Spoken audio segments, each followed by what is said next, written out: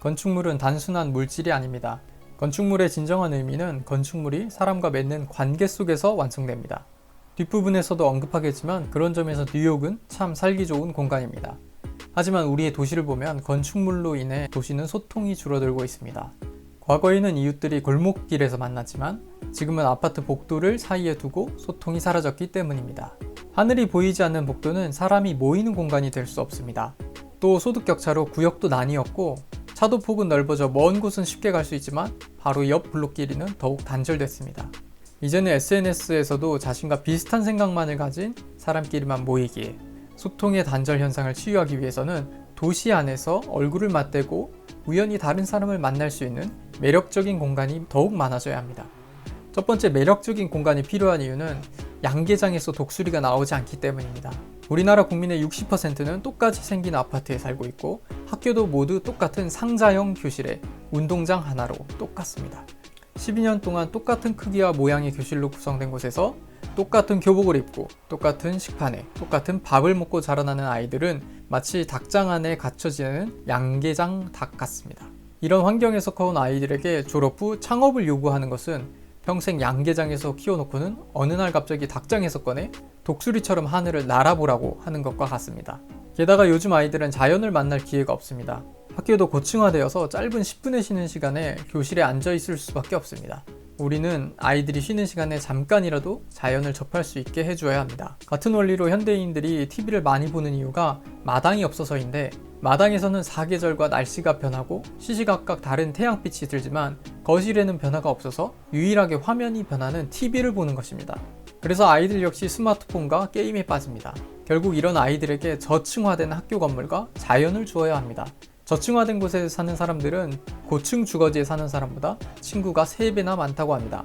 저층이다 보니 교류가 많아 친구도 많아지고 더 많은 생각의 시너지도 나올 수 있기 때문입니다. 공평과 평등을 이유로 모두가 똑같은 공간에서 공부해야 한다는 전체주의적인 학교 건축물에서 벗어나 마당과 나무 그늘에서 친구와 이야기할 수 있는 다양성이 가득한 건축 공간을 통해 도전적인 아이들을 만들어야 할 것입니다.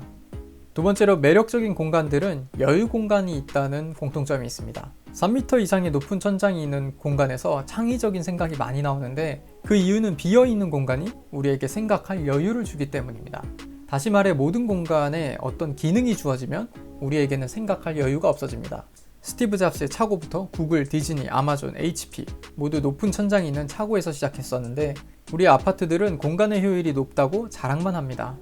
낭비되는 허술한 공간이 없는 집은 창의성을 질식시킵니다. 두 가지 예시를 볼 건데 첫 번째는 사옥입니다. 보통 사옥의 가장 일반적인 형태가 고층 건물인 이유는 높은 건물이 회사의 힘을 느끼게 하기 때문입니다. 하지만 여러 층으로 나뉘어진 고층 사옥은 공동체 의식이 만들어지기 어렵고 내부 소통을 막는 단점도 있습니다. 이러한 고층 건물의 단점을 해결한 사옥이 로이드 빌딩과 홍콩 상하이 은행 사옥입니다. 두 건물 모두 고층 건물이지만 엘리베이터 코어가 주변에 흩어져서 배치되어 있고 중앙에는 비어있는 큰 보이드 공간이 있어서 각 층은 중정이 있는 미음자 모양입니다. 그래서 서로 다른 층끼리 쳐다볼 수도 있습니다. 중앙에 있는 텅 빈 수직 공간이 전체 층을 아우르면서 공동체 의식이 형성되기도 쉽습니다. 로마의 콜로세움이나 우리나라 용산의 아모레퍼시픽 사옥이 이와 유사합니다. 이제는 공간의 개념이 변화하면서 경계가 모호해지는 현상까지 나타났습니다. 최근 마이크로소프트 사무실을 보면 개인 자리를 없애고 매일 다른 자리에 자신의 휴대용 컴퓨터를 가지고 가서 일하는 사무실 공간을 만들었습니다.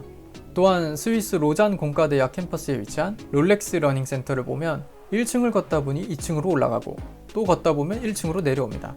미국의 시애틀 도서관도 마치 경사지 램프로 연결된 주차장 건물 같은데 실제로는 3층 높이의 서고지만 경사지로 연결되어 있어서 방문객들이 책을 찾을 때 계단이나 엘리베이터를 타지 않고도 산책하듯 걸으면서 서고를 살펴볼 수도 있습니다. 한마디로 한 층에 모든 책이 다 놓인 공간 구성인 것입니다. 두 번째로 뉴욕입니다. 과거에 우리의 삶을 돌아보면 집은 작았지만 마당이나 골목길 같은 도시의 외부 공간을 사적으로 사용하거나 이웃들과 함께 공유하며 여유롭게 살았습니다. 하지만 지금의 1인 가구는 여유 공간이 없는 원룸에 갇혀 살고 SNS를 이용해 사람을 만납니다. 사용하는 공간보다 더 작은 스마트폰을 보며 살게 되는 것입니다. 상황이 이렇다 보니 어디 편하게 앉아서 친구와 이야기를 나누려면 한 끼 식사비 정도로 비싼 커피값을 지불하고 카페에 앉아야 합니다. 그렇다면 단위 면적당 부동산이 전 세계에서 가장 비싸서 가장 작은 집에 사는 뉴요커들은 어떨까? 생각보다 뉴요커들의 삶은 그리 비참하지 않습니다. 왜냐하면 공간 소비의 측면에서 아주 넓은 면적을 영유하며 살기 때문입니다. 집 크기는 몇 평 안 되지만 센트럴파크나 브라이언트 파크 같은 각종 공원들이 촘촘하게 있습니다. 뉴요커들은 도시 곳곳에 퍼져 있는 재미난 공간들을 거의 무료로 즐기면서 살 수 있습니다. 우리도 돈이 많은 사람만 갈 수 있는 공간들로 도시를 채워갈 것이 아니라 시민들이 무료로 편안하게 이용할 공간을 다양하게 만들어야 합니다. 그곳들은 자동차가 아니라 걸어서 갈 수 있을 만한 거리에 분포되어야 하고 서로 연결되어야 합니다. 뉴욕과 비교해서 서울의 문제점은 공원들이 너무 떨어져 있다는 것입니다. 뉴욕 타임스 스퀘어에서 브라이언트 파크까지 걸어서 6분이고 7분만 더 걸으면 32번가 근처에 헤럴드 스퀘어가 나옵니다. 그리고 또 몇 분만 걸으면 하이라인 파크나 유니언 스퀘어가 나옵니다. 뉴욕 맨하튼의 경우 10km 내에 10개의 공원이 있고 평균 1km 정도 떨어져 있어서 공원 간 보행자 평균 이동 시간이 14분 정도입니다. 반면 서울은 15km 내에 인지도 있는 공원이 9개가 있고 평균 거리는 4km 정도, 보행자 평균 이동 시간은 1시간 정도입니다. 정주할 수 있는 공공공간의 부족을 해결하는 것이 각종 카페, 노래방, 찜질방이고 주말에는 산이 됩니다. 이런 환경 속에서 우리 삶의 질을 높이려면 보행자 중심의 네트워크를 완성하고 촘촘하게 분포된 매력적인 공짜 공간이 많아지는 것이 건축적인 해답이 될 수 있습니다. 그래서 서울시의 도시계획을 손본다면 지하철역 사이에 공원을 만들어서 연속적으로 걷고 싶은 거리로 연결된 소통이 활발한 도시를 만들어야 하는 것입니다. 사실 우리 도시 문제점의 본질은 단절입니다. 아파트 디자인의 문제점 중 하나가 대규모 단지화인데 더 정확히 말해 문제는 담장입니다. 사람이 걷고 싶은 거리를 만들려면 거리의 이벤트 밀도가 높아야 합니다. 이벤트 밀도란 100m를 걸어가면서 내가 선택해서 들어갈 수 있는 가게 입구의 숫자입니다. 다양한 가게 입구의 숫자는 마치 다양한 TV 채널의 숫자와 비슷하고 나에게 주어지는 다양한 선택권은 나의 권력과 같습니다. 그런데 아파트 담장으로 인해 600m의 입구 하나, 그것도 주차장으로 들어가는 입구라면 그 거리는 당연히 걷고 싶지 않은 거리가 됩니다. 왜 이런 담장이 만들어졌을까? 이유는 아파트 단지 코너에 원스톱 쇼핑이 가능한 상가 건물이 있기 때문입니다. 이 상가에 한번 들어가면 만사가 해결됩니다. 그러다가 다른 사람을 만날 일이 있으면 지하주차장에 가서 차를 타고 다른 동네 아파트 단지 상가로 가면 됩니다.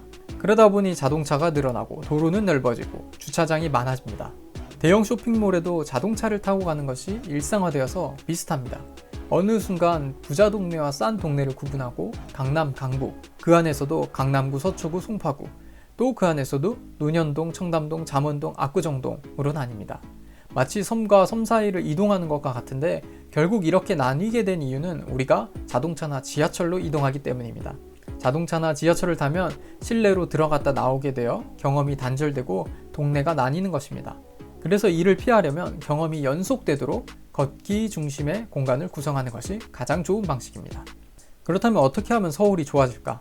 3가지 정도 들어볼 수 있는데 첫 번째는 연결입니다. 3차선 이하의 차도는 보행자의 흐름으로 이어지지만 4차선보다 넓으면 단절이 됩니다. 3차선 도로는 무단횡단이 가능해서 심리적으로 가깝게 느끼는데 보행 친화적 도시를 위해서 필요한 것입니다. 가령 홍대 정문 앞 길은 3차선이어서 학생들이 자연스럽게 캠퍼스에서 홍대 앞 블록까지 넘어갑니다. 반면 광화문 광장은 좌우로 6차선씩의 도로가 있어서 사람들이 인도에서 광장으로 잘 넘어가지 않습니다. 그래서 광화문 광장은 섬이 되었습니다. 도시는 유기체에 비유됩니다. 궁합이 맞는 요소들이 만나면 상승 효과를 얻고 전체 도시에 활력을 불어일으킵니다. 대표적인 예가 도심 속 자연의 대명사인 뉴욕의 센트럴파크와 고급 상권의 대명사인 5번가의 만남입니다. 서울에도 서울숲과 압구정동 로데오 거리가 비슷한데 둘을 연결하는 보행자 다리를 만든다면 시너지 효과가 발생할 것입니다. 뉴욕의 거리를 걷다 보면 여러 개의 공원을 만나는 반면 서울 공원들은 숨바꼭질하듯 블록 안쪽에 위치해서 시민생활과 도시 경관에 도움이 안 됩니다. 사실 대로변은 접근성이 좋아서 공원으로 남겨지지 않고 되게 개발되기 때문입니다. 우리나라 공원들이 대로변에만 접하고 있어도 도시 경관이 좋아지고 더 많은 사람이 걷고 싶어하는 도시가 될 것입니다. 도시에 필요한 것은 점이 아니라 선입니다. 강남구 논현동에서 가게를 따라 걷다 보면 옆 동네에 청담동이 나오고 또 걷고 싶은 거리를 따라 걷다 보면 어느덧 강 건너 왕십리까지도 갈 수 있는 도시가 아름다운 도시인 것입니다. 서울이 좋아질 수 있는 두 번째 방법은 건축물을 보존하는 것입니다. 차선을 줄여서 블록 간 소통을 좋게 만드는 것 외에도 의미 있는 건축물 보존을 통해 도시의 역사를 남기는 것도 중요합니다. 과거와의 소통을 가능하게 해주기 때문입니다. 우리는 관광할 때 오래된 것을 찾습니다. 지금 40년 된 건물 중에 좋은 건물들을 남겨놓으면 100년 후에는 이 시대를 대표하는 남대문 같은 문화재가 될 수 있습니다. 뉴욕의 첼시 마켓이라는 명소가 있는데 허름한 건물 안에 상점들이 들어가 있습니다. 원래 과자 공장이었는데 건물을 리모델링하면서 쇼핑몰이 되었고 사람들이 모이면서 동네가 되었습니다. 성수동 역시 오래된 건축물을 새롭게 리모델링하면서 동네가 재생된 곳입니다. 뉴욕이 도시재생 측면에서 좋은 사례가 많아 서울도 벤치마킹을 하고 있습니다. 하이라인을 본떠 서울 7017로 만들었고 2016년에는 삼성역 무역센터 지역에 광고 규제를 풀어서 서울의 타임스스퀘어를 만들겠다는 계획을 발표했습니다. 세 번째는 골목입니다. 요즘에 사람들이 북촌, 가로수길, 경리단길, 익선동 같은 골목길 상권을 가는 이유는 변화하는 하늘이 있고 작은 가게들이 줄지어 있어서 변화의 밀도가 높기 때문입니다. 주거 형태가 주택에서 아파트로 바뀌면서 외부 자연을 느낄 시간이 없는 현대인들이 외부 공간을 경험하고자 골목길 상권으로 가는 것입니다. 골목은 사람들에게 다양한 풍경을 줍니다. 다양한 가게와 샛길로 즐거움을 주는 것입니다. 그래서 골목길 주변은 단층 건물로 신축하고 그 필지 뒤편에 위치하는 건물은 고층으로 짓는 것도 하나의 방법입니다. 마지막 번외로 건축물로 보는 권력의 메커니즘을 또 알 수 있습니다. 로마 제국이 1000년 넘게 지속된 반면 징기스칸의 몽골 제국이 150년 만에 망한 이유는 몽골 제국의 건축 문화가 없었기 때문입니다. 빠른 이동과 전쟁에는 능했지만 무언가 남기는 데는 미숙했던 것입니다. 왜 무거운 건축물이 제국 유지에 도움이 될까? 고인돌을 예로 들면 어느 권력자가 사람 100명 정도를 수개월 동안 동원할 수 있다는 것을 고인돌로 보여주고 전쟁을 예방할 수 있습니다. 영국의 스톤헨지, 메소포타미아의 지구라트, 이집트의 피라미드, 중국의 만리장성도 같은 이유입니다. 밖으로는 주변 민족을 위협하고 안으로는 반란을 꿈꾸는 세력을 잠재운 것입니다. 반대로 가벼운 건축물은 아무런 권력도 나타내지 못합니다. 몽골 제국의 텐트는 가볍지만 반대로 로마인들은 무거운 콜로세움을 건축했고 그것을 바라보는 정복지의 원주민들은 군대가 철수한 다음에도 감히 로마 제국에 도전할 생각을 못한 것입니다. 뭔가 과시하기 위해 건축물을 만들어 왔다는 관점에서 피라미드를 건축한 파라오와 만리장성을 건축한 진시 황제 중 누가 더 큰 힘을 가졌을까? 에너지 보존의 법칙을 이용해 계산해보면 피라미드의 위치 에너지를 1로 가정했을 때 만리장성은 2.3입니다. 진시 황제가 파라오보다 2.3배나 셌다는 것입니다. 또 롯데타워는 2.6, 부르즈 할리파는 3, 세계무역센터 빌딩은 7.4, 현대차 GBC 사옥은 8.9인데 위치 에너지 값이 높아지려면 즉 가시를 위해서는 상층부의 큰 덩어리, 가분수 형태가 되어야 합니다. 이는 건축물에만 국한되는 것이 아니라 우리가 스프레이나 왁스를 쓰는 것, 파마하는 것, 조선시대의 상투, 왕관, 가채, 신사모를 쓰는 이유도 비슷합니다. 같은 원리로 단상 위의 선생님이나 스님, 목사님의 말에서 권위와 힘이 느껴지는 이유는 사람들이 그들을 함께 바라보기 때문입니다. 국회 단상에 서 있는 사람을 끌어내리려는 모습도 권력을 빼앗겠다는 의미입니다. 축구장에 가면 수만 명의 관중이 선수를 집중해서 보는데 그 순간 그 선수는 중요한 사람이 되고 그 선수에게 권력이 부여됩니다. 그래서 이 원리를 잘 아는 왕들은 시선 집중을 위해 평면을 좌우대칭으로 만들고 중심축을 잡아서 앉았습니다. 지구라트 신전도 수만 명의 사람들이 바라볼 수 있도록 만들었고 자금성이나 베르사유 궁전도 그렇습니다. 또한 높이 세울수록 사람들이 더 쳐다보게 되니 대기업의 초고층 사옥, 피라미드 모두 높게 지은 것입니다. 현대에 와서는 시선 집중을 받아 권력을 창출할 수 있는 방법이 건축 외에도 하나 더 생겼습니다. TV, 영화와 같은 미디어를 이용하는 것입니다. 현대인들은 신전 꼭대기를 우러러 보기보다는 TV나 스마트폰을 더 많이 보는데 그 안에 들어가 있는 사람이 권력을 가집니다. 이전에는 TV에 가장 많이 나오는 연예인이 최고의 권력자였지만 일반인들도 이런 권력을 가지기 위해 이제는 SNS에 자신의 사진을 올립니다. 결론적으로 보자면 대중의 요구는 곧 그 시대의 정신입니다. 방송 프로그램에 시대 정신이 반영되는 것처럼 건축도 마찬가지입니다.